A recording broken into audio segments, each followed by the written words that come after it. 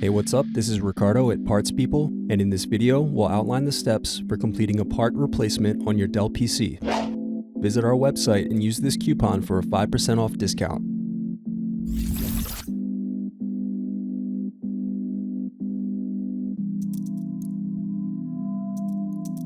First, unscrew and remove bottom base.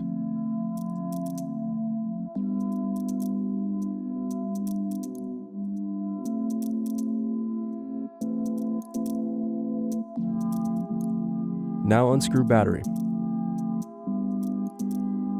Next, unscrew and remove battery. Then disconnect and remove daughterboard.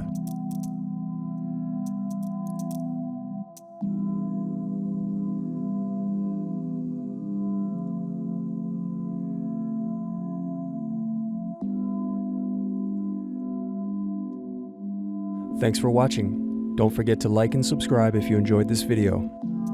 And if you need more, check out this playlist to watch other tutorials for your laptop. You can also click here to find parts for your laptop at partspeople.com.